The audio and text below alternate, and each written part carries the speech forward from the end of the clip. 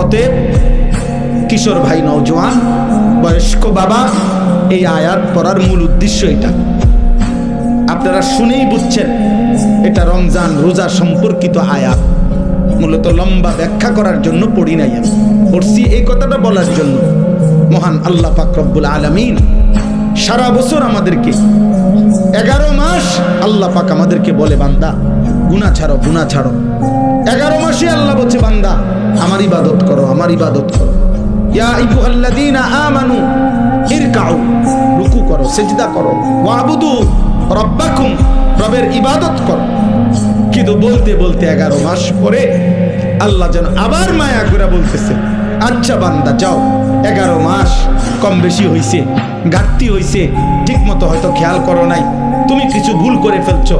বান্দা ঠিক আছে, সব কিছু ঝেড়ে মুছে আরেকবার ঘুরে দাঁড়াও। আমি চলো, ঠিক আছে বান্দা, আমি আল্লাহ মূলত চাই।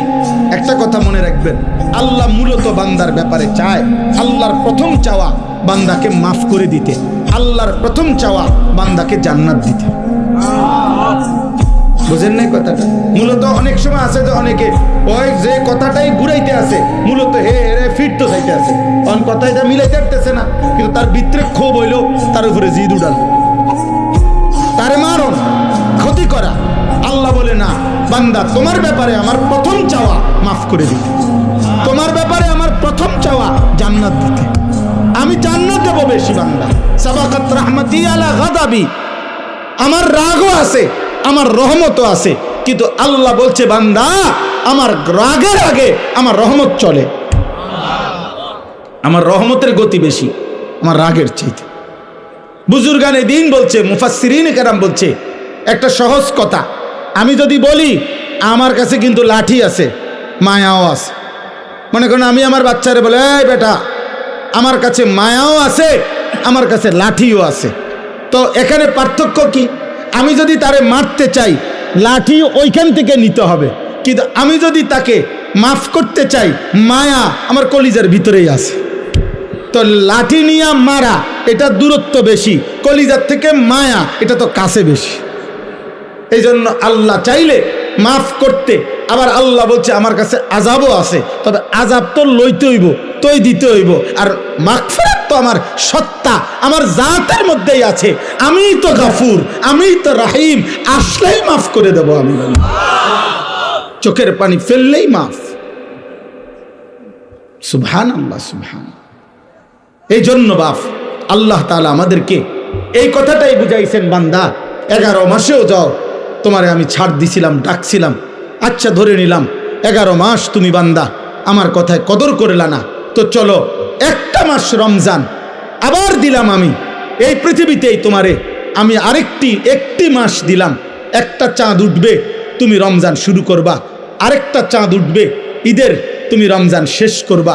এই একটা মাস আমি হীরা মণি মুক্তা মাণিক্য স্বর্ণ রৌপ্যর চাইতে কোটি কোটি গুণ দামি এক সেকেন্ড বানায় দিলাম। এবার তুমি বান্দা, তোমার যে বললাম আমি মাফ করতে চাই বান্দা, আমি না বলছি তোমারে জান্নাত দিতে চাই, চলো বান্দা এই মাসটা কমপক্ষে কদর করো। তুমি সেজদা দিবা একটা, আমার ফেরেশতা উঠাবে 70টা। তুমি ডাকবা একবার, ফেরেশতা লিখবে 70 বার। খোদার কসম এটা না, সুবহানাল্লাহ, আরো আছে। মানে হলো 70 বার হলো প্রথম। আল্লাহ তাআলা কোরআনে আছে, হাদিসে আছে, প্রত্যেকটা নেকি লেখার সময় রমজানে ফেরেশতা তো আল্লাহকে জিজ্ঞেস করবে, আল্লাহ 70 লিখবো? আল্লাহ বলবে না, আরো বাড়াইতে হইব। কেডা নাম কও? আব্দুল আউয়াল।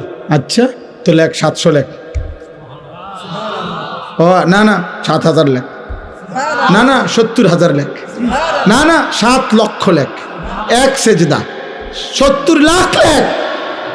কসম আল্লাহর তাফসীর আছে, 7 কোটি লেখো, 70 কোটি লেখো, 70,000 কোটি লেখো। কখনো কখনো মহান আল্লাহ পাক তার দয়ার সাগরে যখন উথলে ওঠে, আল্লাহ বলে, ফেরেশতা তুমি লেখো না, আমি নিজ হাতে লিখবো। সাআকতুবু সাআকতুবু, আমি লিখুম, আমি। তুই পারতি না ফেরেশতা, তোর কম্পিউটারে দুধ ধরে না, তোমার কলম হইতো না। আমার বান্দার সেজদা এটারে নেকি, রোজা এটারে নেকি, আমি উঠামো, আমি। ও আনা আজজি বিহি, হায় বান্দা, হায় ভাই আমার, শেষ কথা আমার, এমন রমজান আমাদের সামনে আসতেছে, এত বড় শ্রেষ্ঠতম সুযোগও পেয়ে যদি কেউ জাহান্নাম থেকে বাঁচতে না পারে তারে আর কি করত,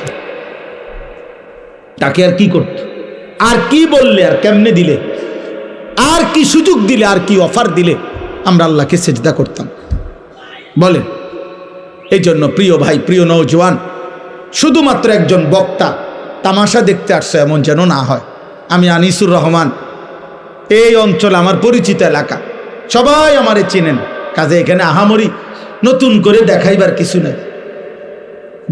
কিছু নাই। আমার কর্মজীবনের পুরাটা জীবন এই মুরাদনগরে আমি আসা যাওয়া করছি। আমার কর্মজীবন যদি 21 বছর হয়, আমি 21 বছরে নিয়মিত আলহামদুলিল্লাহ মুরাদনগরের গলিতে গলিতে আসছি। যেহেতু আমি এখানে প্রথম বললামই আমি এখানে চাকরি করছি এই সুবাদে, অতএব আজকে এই কিশোর ভাই, নওজোয়ান ভাই, যেই সমস্ত ছেলেরা আজকে এই মাহফিলের আয়োজন করলা, নওজোয়ান, আমি তোমাদের জন্য দোয়া করি, যারা এমন সুন্দর মাহফিল সাজাইলো, আল্লাহ তাদের কবর আখেরাত সাজায় দেন, আল্লাহ তাদের খানদানকে মাফ করে দেন। আপনারা যারা আসলেন, আপনাদের সমস্ত বংশধর আল্লাহ যেন মাফ করে দেয়, আপনাদের কবরবাসীদেরকে যেন আল্লাহ মাফ করে দেয়।